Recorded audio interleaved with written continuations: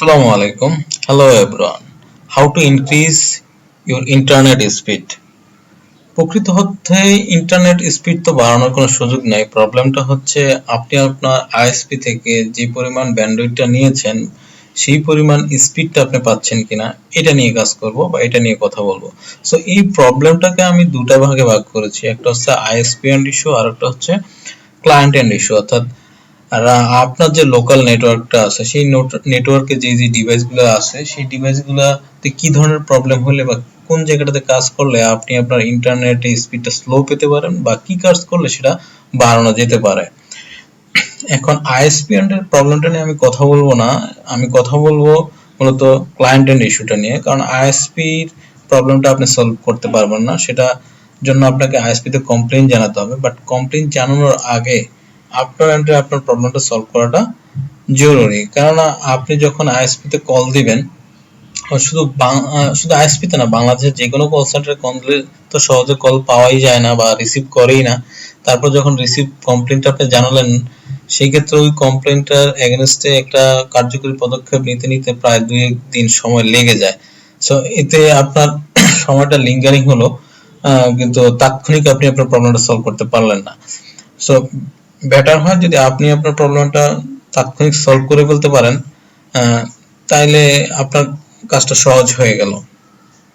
তো আমি আজকে মূলত লোকাল নেটওয়ার্কে যে বেসিক যে প্রবলেমগুলো আপনার, আপনি যে জিনিসটা আমি নিশ্চিত করার চেষ্টা করবো, অর্থাৎ আপনি আপনার জায়গা থেকে আপনি আপনার লোকাল নেটওয়ার্ক 100% ওকে আছে এটা অন্তত নিশ্চিত হলেন, দেন আপনি আইএসপির কাছে গেলেন। অর্থাৎ বিষয়টা হচ্ছে আপনার লোকাল নেটওয়ার্কে আপনার এন্ডের যে প্রবলেমগুলো, সেইখানে যদি কোনো প্রবলেম না থাকে সেটা আপনি কনফার্ম হওয়ার পরেই যেন আইএসপি তে কলটা দেন।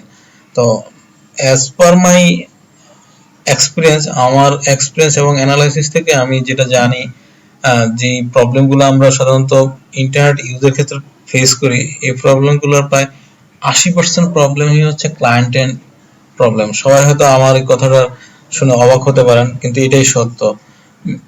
বর্তমান আইএসপি গুলা বা ফাইবার টু হোম যে নেটওয়ার্ক গুলো আছে, ওরা যেভাবে ইন্টারনেট সার্ভিস দিয়ে থাকে, ফাইবার কাট বা ফাইবার বার্ন এই ধরনের কোনো ইস্যু না হলে সাধারণত ওরা যেভাবে ব্যান্ডউইথ ম্যানেজ করে বা সিস্টেম রান করে, এই ধরনের প্রবলেম না হলে সাধারণত প্রবলেমগুলো ক্লায়েন্ট এন্ডই হয়ে থাকে, ওদের এন্ডের প্রবলেমগুলো খুব কমই হয়। আগের যেই ইন্টারনেট ব্যান্ডউইথ ম্যানেজমেন্ট সিস্টেম ছিল সেইখানে অনেক ক্ষেত্রে আইএসপির প্রবলেম ছিল, বাট এখন আইএসপি গুলো তাদের সিস্টেমে যথেষ্ট পরিবর্তন এনেছে। এখনকার প্রেজেন্ট যে প্রবলেমগুলো হয় 80% প্রবলেম হচ্ছে ক্লায়েন্ট এন্ড প্রবলেম। সো আমি আজকে দেখানোর চেষ্টা করব যে এই প্রবলেমগুলো আপনি কিভাবে সর্ট আউট করতে পারেন, এবং এই প্রবলেমগুলো যদি আপনি সর্ট আউট করতে পারেন তাহলে আপনার ইন্টারনেট ব্যান্ডউইথের স্পিডটা ঠিক থাকবে। তো প্রথমেই আপনাকে যেটা করতে হবে, আপনাকে রাউটারে ঢুকতে হবে, তাই না? তো রাউটারে ঢোকার ক্ষেত্রে তো আপনার ক্লায়েন্ট এন্ডে সাধারণত অনেক ধরনের ডিভাইস থাকতে পারে। সেটা অনেক ধরনের ডিভাইস বলতে অনেক ভেন্ডরের ডিভাইস হতে পারে, যেমন টিপি লিংক, নেট গিয়ার, তারপরে আমি যদি একটু যাই, টিপি লিংক আছে, নেট গিয়ার আছে, হ্যাঁ, ডি লিংক আছে, তারপরে শাওমি আছে, টেন্ডা আছে, আসুস আছে। তো এই এত এত ডিভাইস, এবং একটা বিষয় হচ্ছে এই, যেমন যেটা আমি বলতে চাচ্ছি সেটা হচ্ছে এক টিপি লিংকেরই দেখেন অসংখ্য মডেল আছে, এক একটা ইন্টারফেস এক এক রকম। সো আমি তবে এগুলার যত মডেলই হোক, যত ব্র্যান্ডেরই হোক, প্রত্যেকটারই একটা বেসিক বা মৌলিক জায়গা আছে, যেই জায়গাটাতে সবাই একই রকম প্রায়, হয়তো ইন্টারফেসটা ভিন্ন কিন্তু কাজটা একই রকম।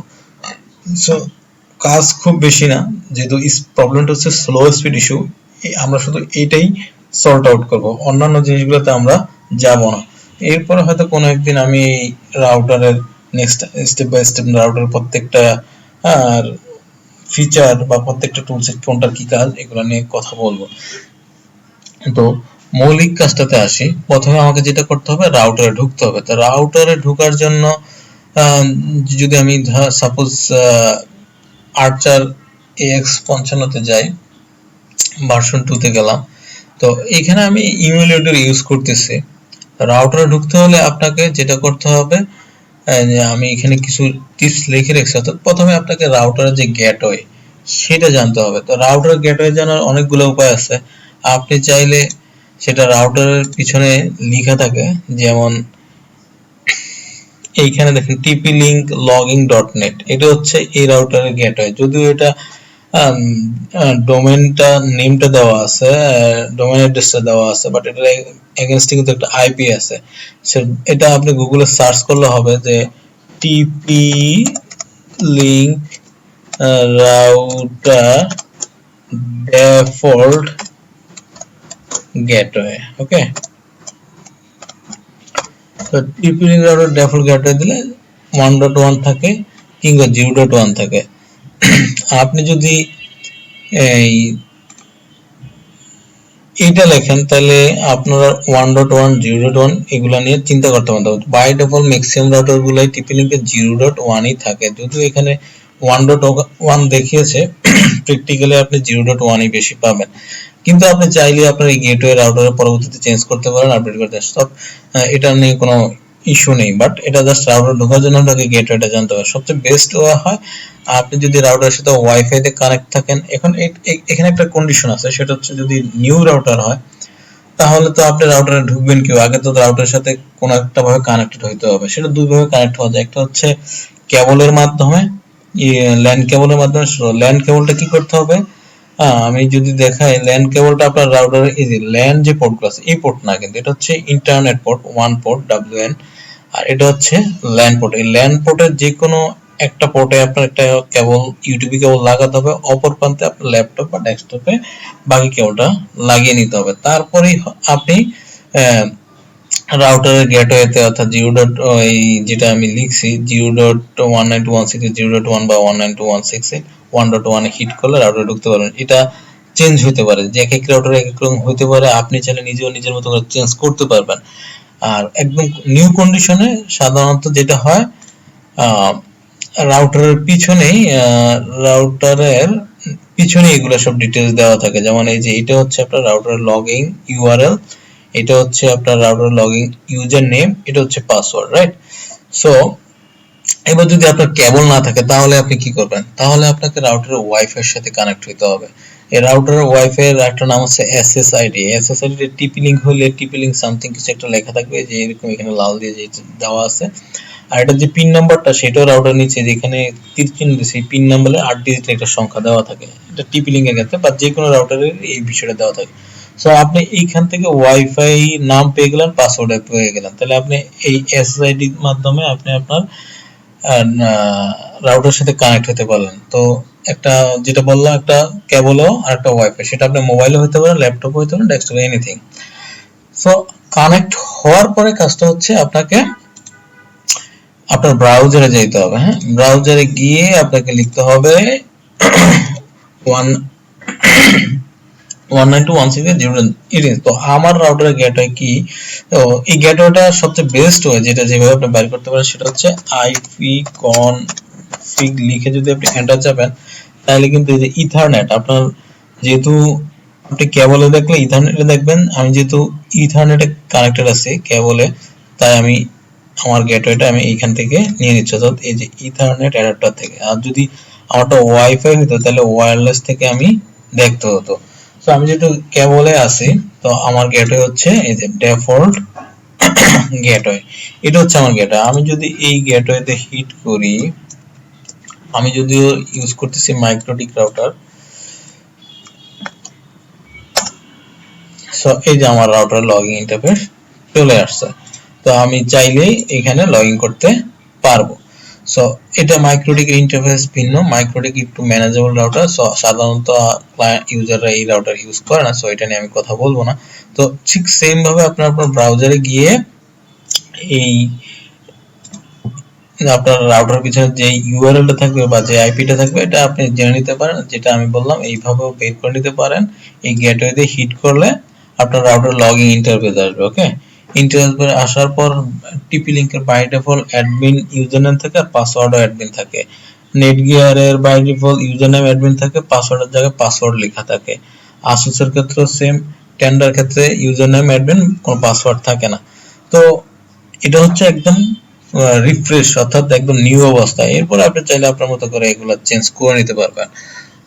তো রাউটারে ঢুকলেন, ঢুকার পরে এইবারে আসি যে কাজগুলো করতে হবে। সো আমি ভার্সন 2 তে সরি এই রাউটারে গেলাম। তো অনেক সময় আপডেট আসলে আপডেট নিয়ে আপাতত আমি আপডেট দিলাম না, আপডেটগুলো অবশ্যই দিয়ে নেবেন। স্লো স্পিড হওয়ার অন্যতম একটা কারণ হচ্ছে আপডেটেড ভার্সন না থাকা। ওকে, সো এখনকার ভালো রাউটারগুলোতে অনলাইনে আপডেট দেওয়া যায়, আর আগেরকার রাউটারগুলোতে ওই টিপি লিঙ্কের সাইট থেকে গিয়ে আপনার আপডেটেড ফার্মওয়্যার নিয়ে তারপর ম্যানুয়ালি আপডেট দিতে হয়। যাই হোক, সো এখানে আসার পর এখানে অনেক কিছু আছে, অনেক টুল, সব আপনাকে বুঝতে হবে না।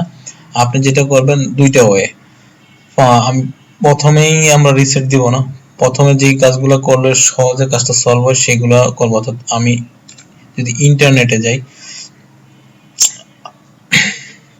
তো আমার এইখানে একটা মজার বিষয়, সেটা হচ্ছে আমাদের আইএসপি গুলাতে সাধারণত ইউজারনেটের দুইটা কানেকশনই বেশি হয়, সবচেয়ে বেশি হয় সেটা হচ্ছে পিপিপিওই। হ্যাঁ, পিপিপিওই কানেকশন। এই ক্ষেত্রে শুধু আপনার ইউজার নেম এবং পাসওয়ার্ড দেওয়া থাকে। আইএসপি থেকে আপনাকে একটা ইউজার নেম দিবে, পাসওয়ার্ড দিবে, এই দুইটা আপনাকে ওরা দিয়েই দিবে। সো এই দুইটা জিনিস আপনি অলরেডি জানেন।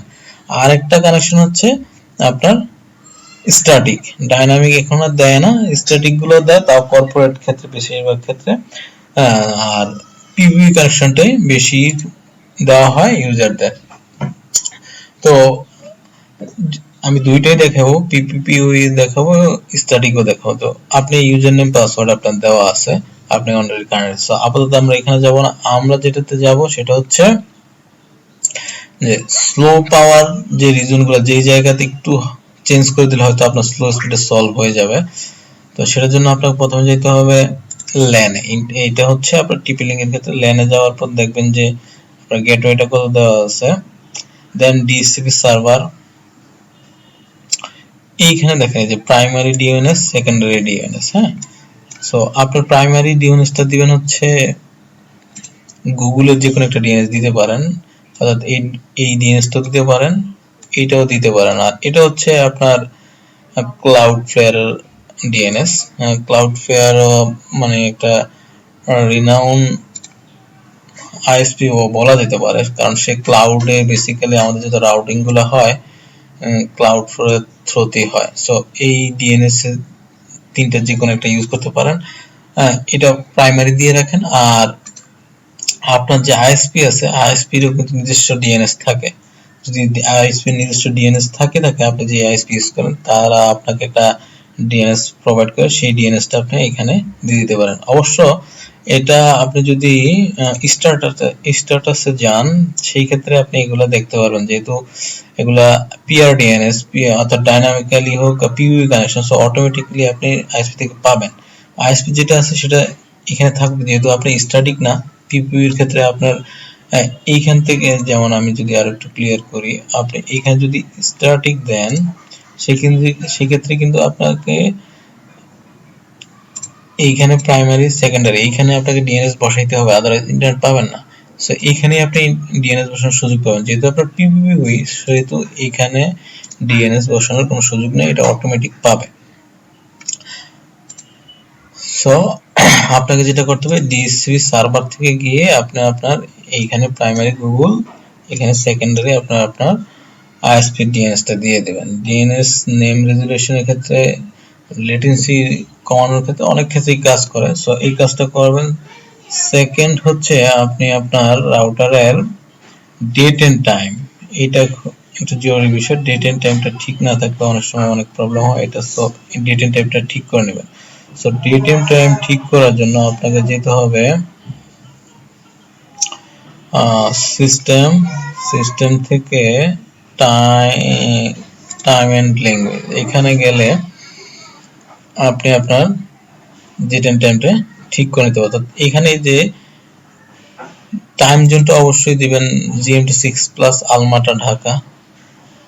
দেখি এখানে আছে কিনা, থাকার কথা।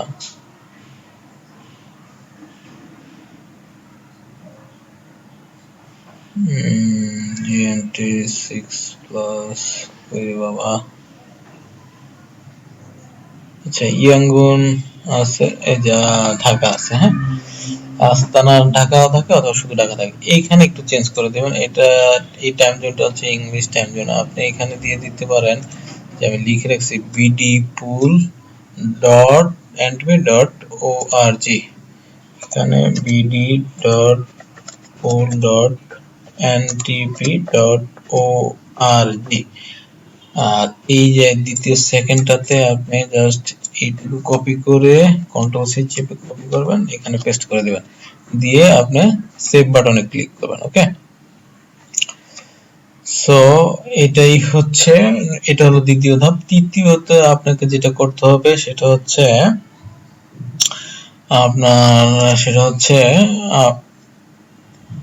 এনটিপি সার্ভার ডিএনএস আপডেট করে বলছি। এবার আর মোটামুটি কাজ নেই। এবার আপনি যে ফার্মওয়্যার আপগ্রেড থাকলে আপগ্রেড করার অপশন, যদি আপডেটেড ফার্মওয়্যার থাকে আপডেট করে ফেলবেন। এরপর আপনি আপনার রাউটারটাকে একটা রিবোট দেন। হ্যাঁ, সেটা রিবোটের অপশনটা হচ্ছে সিস্টেম থেকেই এক এক রাউটার মডেলে এক এক জায়গায় থাকে, বাট আপনাকে এটা খুঁজে পেতে হবে যেখানে রিবোট থেকে আপনি রিবোট দিয়ে নেবেন। আশা করি এইটুকু করার পর আপনার রাউটার স্লো স্পিড ইস্যুটা সলভ হয়ে যাবে। তো স্পেসিফিক ডিভাইসের ক্ষেত্রে কিন্তু স্লো হয়, সেটা নিয়ে আমরা অন্য আরেকটা সময় কথা বলবো।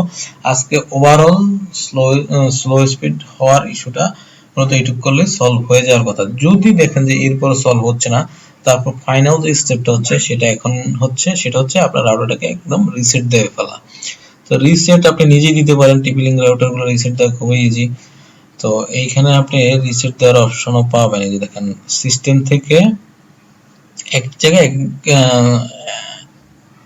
এক এক রাউটারের এক এক মডেলের মধ্যে অনেক তফাৎ থাকে, ইন্টারফেসগুলো ভিন্ন থাকে, বাট আপনাকে এটা খুঁজে নিতে হবে। সিস্টেমে যাবেন, সিস্টেম থেকে আপনি এই যে ফ্যাক্টরি ব্যাকআপ এন্ড রিস্টোর, এখানে গেলে ব্যাকআপ এন্ড রিস্টোরে আপনি রিস্টোর করতে পারেন। এই ফ্যাক্টরি ডিফল্ট রিস্টোর, অর্থাৎ ফ্যাক্টরিতে যেই ডিফল্ট ফার্মওয়্যারটা ছিল সেই জায়গায় সেটাতে রিস্টোর, তাহলে এক কথায় আপনার রাউটারটা রিসেট দিচ্ছেন।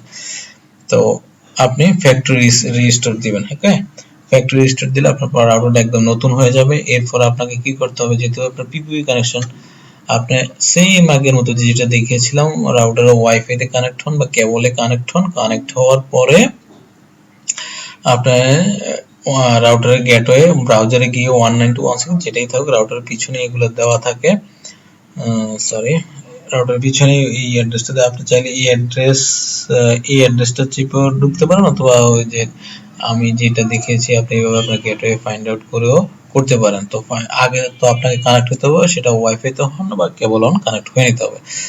দেন আপনাকে কি করতে হবে, রাউটারে ঢুকলেন আপনি 192.168 সাপোজ 0.1 চেপে রাউটারে ঢুকলেন। ঢোকার পর by default user name admin, password admin থাকে। অনেক ক্ষেত্রে নতুন রাউটারগুলোতে আপনাকে পাসওয়ার্ড ক্রিয়েট করতে বলে, সো সেক্ষেত্রে আপনি ইউজার নেম অ্যাডমিন রাখলেন, সেম 8 ডিজিটের, মিনিমাম 8 ডিজিটের একটা পাসওয়ার্ড দিলেন, এবং দুইটা একই এরকম পাসওয়ার্ড দুই জায়গায় দিয়ে একটা নতুন রাউটার লগইন ক্রেডেনশিয়াল ক্রিয়েট করলেন।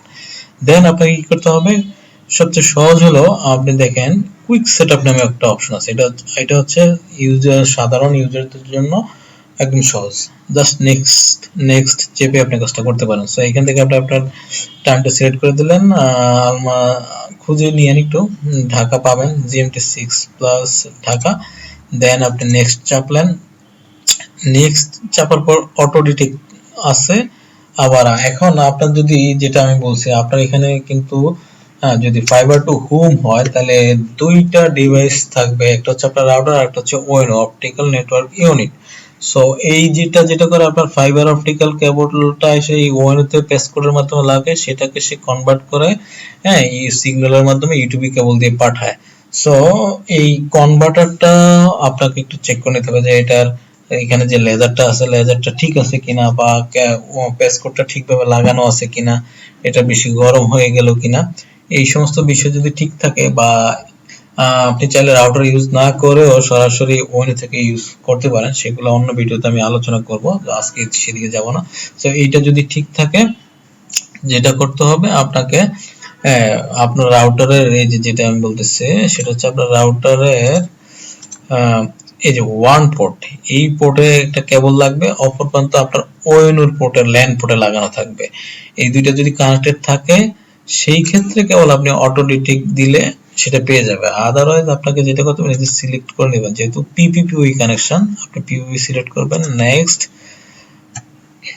নেক্সট দেওয়ার পর আপনার কাছে ইউজার নেম পাসওয়ার্ড চাইবে, এটা আপনার আইএসপি দিয়ে দিবে। সো আইএসপি দেওয়া ইউজার নেম বসাবেন, পাসওয়ার্ড বসাবেন, নেক্সট। নেক্সট দেওয়ার পর আপনার এখানে স্মার্ট কানেকশন ওয়্যারলেস রেডিও, অর্থাৎ এটা স্মার্ট কানেকশন হচ্ছে আপনি যদি ভেঙে দেন আপনার যে ডুয়াল উইন্ডো রাউটার যেগুলো হবে 5G 2G আলাদা আলাদা শো করবে, আপনাকে ম্যানুয়ালি কানেক্ট করে নিতে হবে মোবাইলে ল্যাপটপে। আর যদি স্মার্ট কানেকশন দেন সেই ক্ষেত্রে আপনাকে একটাই নাম শো করবে, বাট যেটা আপনার 5G সেটা অটোমেটিক 5G নিয়ে নেবে, যেটা আপনার 2G সাপোর্টার সেটা 2G নিয়ে নেবে। এবং 5G টা যেহেতু বেশি দূরত্বে কাজ করে না, অটোমেটিকলি আপনি যখন দূরে যাবেন 2G তে কনভার্ট হবে, আবার যখন কাছে আসবেন 5G তে কনভার্ট হয়ে যাবে। সো এই হলো এটার মূলত ইস্যু। আর ওয়্যারলেস রেডিও এটা যদি এনাবল ডিসেবল বাদ দেন সেক্ষেত্রে আপনার এই নামটা শো করবে না। যাই হোক, তারপর নেক্সট, এটা অবশ্যই এনাবল রাখবেন। তারপর কানেকশন টেস্ট করবে, হ্যাঁ, সেভ এন্ড ফিনিশ দিয়ে আপনি শেষ করে দিবেন। এখন আরেকটা বিষয় হচ্ছে আপনার ওয়াইফাই নাম চেঞ্জ করার জন্য যেটা প্রয়োজন, আচ্ছা সেটা একটু আমি দেখিয়ে দিচ্ছি। সো এইখানে এই যে টিপি লিংক সামথিং কিছু একটা দেওয়া আছে, এই জায়গায় আপনি আপনার মতো করে ওয়াইফাই নাম দিবেন, পাসওয়ার্ড দিবেন। আর এটা এখান থেকে সরিয়ে দিলে আপনার দুই জায়গায় আপনার ওয়াইফাই নাম পাসওয়ার্ড দিতে হবে। তো সেই ক্ষেত্রে আপনাকে এই নাম পাসওয়ার্ড দেওয়ার পর এই নামের ক্ষেত্রে আপনি 5G কথাটা পিছনে রেখে দিন, তাতে সুবিধা হবে কি কোনটা আপনার 5G কোনটা 2G বুঝতে সুবিধা হবে। আর স্মার্ট কানেকশন দিলে তো একটা দিলেই হবে। Then next, save and finish. এই হচ্ছে আপনার টিপি লিংক রাউটার কুইক সেটআপ। এরপর এটাই সবচেয়ে বেস্ট, সবগুলা রাউটার মডেলে কুইক সেটআপটা আছে। আর যদি সেটা না করতে চান সেই ক্ষেত্রে আপনাকে এই ইন্টারনেটে যেতে হবে, ইন্টারনেটে যাওয়া সরি ওয়্যারলেসে যেতে হবে। ওয়্যারলেস থেকে আপনি আপনার মতো করে এখানে ওয়াইফাই নাম পাসওয়ার্ড দিতে পারবেন। সিকিউরিটি টাইপ নাম দিলে কোনো সিকিউরিটি চাইবে না। আর WPA2, WPA3, WA2, হ্যাঁ, এগুলো অনেকগুলো এনক্রিপশন টাইপ, অর্থাৎ সিকিউরিটি আপনার পাসওয়ার্ডটা কিভাবে এনক্রিপ্টেড হবে এটার লেয়ার। তো আপনি এখানে নাম ছাড়া WPA2 পার্সোনাল দিতে পারেন, 3 দিতে পারেন, AES ও আছে, এটাতে AES টা দেখাচ্ছে না। তো যে কোনো একটা পাসওয়ার্ড এখানে নাম ছাড়া যে কোনো একটা সিলেক্ট করে আপনি আপনার মতো করে পাসওয়ার্ড দিয়ে দিলেন। এখানে একটা প্রবলেম আছে যে আপনি যদি এন্টারপ্রাইজ দেন সেক্ষেত্রে পাসওয়ার্ড রেডিয়াস সার্ভার আইপি বা রেডিয়াস এগুলো হয়তো কিছু দিতে হবে না, এগুলোর ফাংশন ভিন্ন, সেটা অন্য কোনো কথা বলবো। বাট এই ক্ষেত্রে প্রবলেম হয় আপনার যদি আপনি এন্টারপ্রাইজ লেভেলে দেন, অনেক সময় সব ডিভাইস আপনার কানেকশন নিবে না। আপনার দেখা যাবে সব ডিভাইস এটা এই এনক্রিপশন বা এই সিকিউরিটি এনক্রিপশনটা সাপোর্ট করবে না। সো সবচেয়ে বেস্ট হচ্ছে আপনি পার্সোনালটা ইউজ করেন, বাট এটা হচ্ছে মোর এনক্রিপ্টেড মোর সিকিউর পাসওয়ার্ড। সো আপাতত লাগে না, যদিও আপনার সাধারণত এই এই পাসওয়ার্ডটা হ্যাক করতেই হ্যাকারদের যথেষ্ট ব্যাক পেতে হবে। যাই হোক, ওইদিকে আমি যাচ্ছি না। সো এটাই হচ্ছে মূলত আপনার স্লো স্পিড নিয়ে যেটা বললাম, স্লো স্পিড নিয়ে আপনি এই কাজগুলো করলে, যেটাতে আসছিলাম সেটা হচ্ছে যে আপনার যে যদি এই বা প্রথমে যে কাজগুলো আমরা করেছিলাম, অর্থাৎ ডিএনএস চেঞ্জ করলাম, এনটিপি সার্ভার বসালাম, ডেট এন্ড টাইম ঠিক করলাম, রাউটার রিবোট দিলাম, এইগুলোতে কাজ না হলে আমি বললাম যে রাউটারটা রিসেট দেন। তো রিসেট দিয়ে কিভাবে রিকনফিগার করতে হবে সেটাও আমি অলরেডি দেখাইলাম। যদি পিপি কানেকশন হয় তাহলে আপনার আইএসপি আপনাকে ইউজার নেম পাসওয়ার্ড দিবে, সেটা আমরা কুইক সেটআপের মাধ্যমে করে নিতে পারি। এখন যেটা বিষয় হচ্ছে যদি আইএসপি আমাকে স্ট্যাটিক আইপি দেয় সেই ক্ষেত্রে কি হবে, সেই ক্ষেত্রে আমি কুইক সেটআপে যাব। হ্যাঁ, কুইক সেটআপটাই সাধারণ ইউজারের জন্য খুব সহজ। তো সেখান থেকে আমি স্ট্যাটিক আইপি সিলেক্ট করব। দেন নেক্সট, এইখানে আপনাকে ঠিক আপনার আইএসপি এই IP address, subnet mask, gateway, DNS সব দিয়ে দেবে, আপনি জাস্ট এগুলো দেখে দেখে বসায় নেবেন। দেন নেক্সট দিবেন, ঠিক বাকিটা সব আগের মতোই, এইটুকুই কাজ। সো এর পরবর্তীতে এই কাজটা করলে আপনি আপনার আশা করি প্রবলেম ইন্টারনেট স্পিডটা ঠিক হয়ে যাবে। লাস্ট ফাইনাল চিকিৎসা হচ্ছে রাউটারটাকে রিসেট করা। রাউটার রিসেট করলে আমি মোটামুটি গ্যারান্টি দিতে পারি 100% না হলো 90% ক্ষেত্রে আপনার প্রবলেম, স্লো স্পিড ইস্যু বা যে কোনো ইস্যু সলভ হয়ে যাবে। বাট এরপরও যদি না হয় দেন আপনি আইএসপির সাথে যোগাযোগ করেন। হ্যাঁ, আরো কিছু টেস্টিং বা ডায়াগনোসিস সিস্টেম আছে, ওইগুলো আমরা স্টেপ বাই স্টেপ দেখবো। আজকে শুধু এইটুকু এই বিষয়টা আপনি ক্লিয়ার করেন, এইটুকু নিশ্চিত করেন, এই 6টা ধাপ কমপ্লিট করার পর আপনি আপনার আইএসপির সাথে যোগাযোগ করেন। আশা করি এই 6টা কমপ্লিট করার পর 80 বা 90% ক্ষেত্রে আপনার আইএসপির সাথে যোগাযোগ করতে হবে না। Thank you everyone, stay with us, stay with me, goodbye.